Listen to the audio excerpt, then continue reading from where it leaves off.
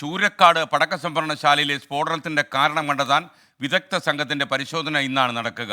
കേസിൽ കുറച്ച് അറസ്റ്റിനും ഇന്ന് സാധ്യതയുണ്ടെന്നാണ് വിനീത വിജി സ്ഥലത്ത് നിന്ന് റിപ്പോർട്ട് ചെയ്യുന്നത്. ഗുരുതരമായി അപകടത്തിൽ പരിക്കേറ്റ രണ്ടുപേരുടെ ആരോഗ്യനിലയിൽ മാറ്റമില്ലാതെ അത് ഗുരുതരമായി തന്നെ തുടരുകയാണ്. 125-ലേറെ ആളുകൾ നഷ്ടപരിഹാരത്തിനായി പേരുകൾ രജിസ്റ്റർ ചെയ്ത് കഴിഞ്ഞു. വിനീത വിജി നമുക്കൊപ്പം ചേരുന്നു. Vineetha, good morning. പറയൂ വിനീത.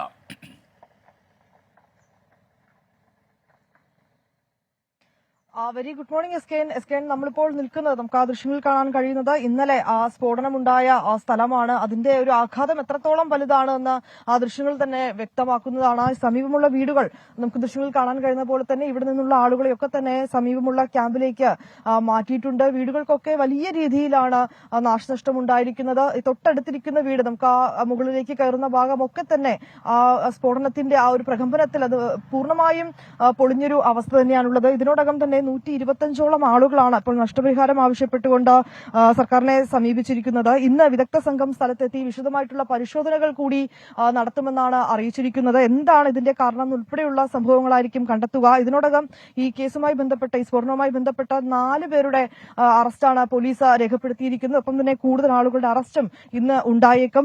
ഏറ്റവും ഒരു ദുഃഖമെന്ന് പറയുന്നത് ഈ പ്രദേശവാസികളെ സംബന്ധിച്ചിടത്തോളം അവർക്കുണ്ടായ ഒരു വലിയ നാശനഷ്ടം തന്നെയാണ്. ഈ സമീപവാസികളൊക്കെ തന്നെ ഇപ്പോഴും അതിന്റെ വലിയ ബുദ്ധിമുട്ടിലൊക്കെ തന്നെയാണുള്ളത്. അവരുടെ വീടുകളൊക്കെ തന്നെ ഏതാണ്ട് പൂർണ്ണമായും ഒക്കെ ഇനി ഒരിക്കൽ അവിടെ വീണ്ടും താമസിക്കുക എന്നുള്ളത് അത്ര വളരെ സുഖകരമായ ഒരു കാര്യമല്ല. കാരണം അതിന്റെ നമുക്ക് ആ ദൃശ്യങ്ങളിൽ തന്നെ കാണാൻ കഴിയുന്നുണ്ട്. ഏതാണ്ട് മുകൾ ഭാഗമൊക്കെ പൂർണ്ണമായും പൊളിഞ്ഞു പോയൊരു അവസ്ഥയുണ്ട്. ആ ഒരു ബുദ്ധിമുട്ടിൽ തന്നെയാണ് അവിടെയുള്ള സമീപവാസികളും ഉള്ളത്. ഇപ്പോൾ ഇവിടുത്തെ ഒരു സമീപവാസിയായ ചേട്ടൻ, അദ്ദേഹം നമുക്കൊപ്പം ചേരുകയാണ്. നമുക്ക് അദ്ദേഹത്തിന്റെ വീടിന്റെ ദൃശ്യങ്ങൾ കാണാൻ കഴിയുന്നുണ്ട്. പൂർണ്ണമായും വീടൊക്കെ ഇത്തരത്തിലേക്ക് പ്രകമ്പനത്തിൽ കേടുപാടുകൾ സംഭവിച്ചിട്ടുണ്ട്. എന്താണ് നമ്മളിപ്പോൾ നഷ്ടപരിഹാരം ആവശ്യപ്പെട്ട് സമീപിച്ചിട്ടുണ്ടോ? ഇഷ്ടംപോലെ പേര് വന്ന് ചോദിച്ചിട്ടുണ്ട്. റവന്യൂടെ ഇതിലേക്ക് വന്നിട്ടുണ്ട്. പിന്നെ അതിനെപ്പറ്റി ഒന്നും ഇതായിട്ടില്ല. ഞങ്ങൾക്ക് കയറി കിടക്കാൻ പറ്റാൻ അതിനകത്ത് കാണുന്നില്ല. ഇതിലാണ് പുഷ്പാഞ്ജലി ഓഡിറ്റോറിയത്തിലാണ് കിടന്നത്. പിന്നെ അതിന്റെ എന്താ കാര്യങ്ങൾക്ക് ബാക്കി ഒന്നും ആയിട്ടില്ല, ഒന്നും തീരുമാനമായിട്ടില്ല. പിന്നെ ഇനിയിപ്പോ കയറി താമസിക്കൽ അത്ര എളുപ്പമുള്ള കാര്യം അതിനകത്ത് കയറാൻ പറ്റില്ല. അതിനകത്ത് അതനുസരിച്ച് വല്ലാതെ ഇതായി കിടക്കുകയാണ്. എന്താ ഒരു അവസ്ഥയിലാണ് ഞങ്ങൾക്ക്. എന്താണ് ഈ ഘട്ടത്തിൽ നിങ്ങളുടെ ഒരു ആവശ്യം? ഞങ്ങൾക്ക് അതിന്റെ എന്തെങ്കിലും ചെയ്ത് നല്ല സ്റ്റോറിയം ചെയ്ത് നിങ്ങൾക്ക് കിടക്കാൻ പാകത്തുള്ള ഒരു ഇതാക്കി തരണം എന്നാണ് ഞങ്ങളുടെ ആഗ്രഹം. ഏതായാലും ഏത് ഡിപ്പാർട്ട്മെന്റായാലും എന്തിലായാലും ഞങ്ങൾക്ക് ചെയ്തെന്ന് ഞങ്ങളുടെ ആഗ്രഹം. അല്ല, നമുക്ക് പ്രത്യേകിച്ച് വരുമാനം ഇതൊന്നും ജോലിയൊന്നും ഇല്ലാത്ത നിൽക്കുന്ന ആൾക്കാരുകളാണ് ഇവിടെ എനിക്ക് കൂടുതൽ. ഈ ഒരു സ്ഫോടനം ഉണ്ടായിരുന്നപ്പോ വീട്ടിലാരൊക്കെ ഉണ്ടായിരുന്നു? ഞാനുണ്ടായിരുന്നു, എന്റെ അമ്മ ഉണ്ടായിരുന്നു, എന്റെ മോനും ഉണ്ടായിരുന്നു. അവര് രണ്ടിനും ഹോസ്പിറ്റലാണ്. അമ്മയും മോനും ഹോസ്പിറ്റലാണ്. ആരോഗ്യനില എങ്ങനെയുണ്ട് ഇപ്പൊ? കുഴപ്പമില്ലാതിരിക്കുന്ന വിശേഷം ഒരു സാഹചര്യമില്ല. അതില്ല. ഇതാണ് ഇവിടെയുള്ള ആളുകളുടെ ഒരു അവസ്ഥ. എന്താണ് ചേട്ടാ വീടിന്റെ ഒരു അവസ്ഥ? നമുക്കിപ്പോ കാണുമ്പോൾ തന്നെ ഇതുണ്ട്. നമുക്കൊരു കയറി താമസിക്കലൊക്കെ വളരെ ബുദ്ധിമുട്ടേറിയ ഒരു കാര്യം കൂടിയാണ്. കംപ്ലീറ്റ് പോയി, ഗ്ലാസ് എല്ലാം പോയി, കണ്ടിരിക്കുന്നു. ഓട് പോയി. ഇപ്പോഴകത്ത് കയറാൻ പറ്റില്ല. കോമ്പൗണ്ടിലോട്ട് കയറണമെങ്കിൽ കയറണം. എപ്പോഴാണ് വീഴുന്നതെന്ന് അറിയാൻ പറ്റില്ല. കാറ് പോയി. ഇന്നലെ എവിടെയായിരുന്നു? ഇന്നലെ ഇവിടെ തന്നെ. കറണ്ടില്ല. അവസാനം വേറെ പോകാതിരിക്കാൻ പറ്റില്ല. താമസിക്കരുതെന്ന് പറഞ്ഞാൽ നമ്മുടെ ഇത് ഇട്ടിട്ട് പോകാൻ പറ്റുമോ? അതുകൊണ്ട് പോയില്ല, ഇവിടെ ഉണ്ടായിരുന്നു. എന്താണ് നഷ്ടപരിഹാരം എന്നുള്ളത് തന്നെയാണ്. വെറുതെ ഇത് പറയല്ലാതെ വല്ല നടക്കാനുള്ള കേസൊന്നും അല്ലല്ലോ. നടന്നിട്ടില്ല. എന്താണ് നടന്നു. വീട്ടിലാരൊക്കെ ഉണ്ടായിരുന്നു? ഈ ഒരു ഞാനും വൈഫും ഉണ്ടായിരുന്നു. രണ്ടുപേരും. വൈഫിന് ചെറിയൊരു മുറിവുണ്ട് കാലിന്.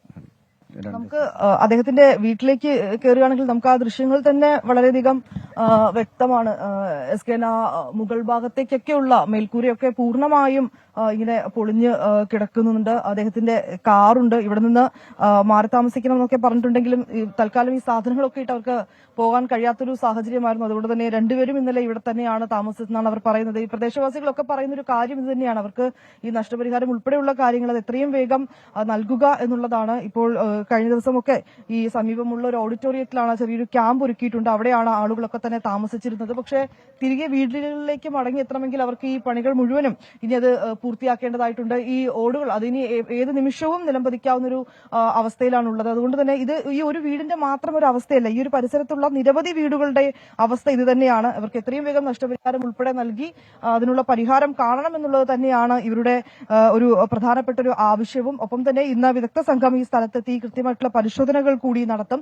ഇതിനോടകം 4 പേരെ ഭാരവാഹികൾ, ഒപ്പം തന്നെ കരാർ ജീവനക്കാരടക്കം 4 പേരെയാണ് പോലീസ് അറസ്റ്റ് ചെയ്തിരിക്കുന്നത്. കൂടുതൽ പേരിലേക്കുള്ള അന്വേഷണം ഇനിയും ഉണ്ടാകുമെന്നാണ് അറിയിച്ചിരിക്കുന്നത്. പ്രദേശവാസികളെ സംബന്ധിച്ചിടത്തോളം അവർക്ക് വലിയൊരു ആശങ്കയിൽ തന്നെയാണ് ഉള്ളത്. ഈ സമീപമുള്ള വീടുകൾ നമുക്ക് ഇന്നലെ ഇവിടെ വന്ന് സംസാരിച്ചപ്പോൾ ഒരു ചേട്ടൻ പറഞ്ഞു അദ്ദേഹത്തിന്റെ വീടിന്റെ പാലുകാച്ചൽ കഴിഞ്ഞ ദിവസം നടന്നിട്ടേ ഉള്ളൂ. അതിനുശേഷമാണ് ഈ സംഭവം ഉണ്ടായത്. ജനലുകളും ഒപ്പം തന്നെ ഗ്ലാസുകളും ഒക്കെ പൂർണ്ണമായും തകർന്നൊരു അവസ്ഥയാണ് എന്നങ്ങനെയൊക്കെ പറയുന്ന ആളുകളുണ്ട്.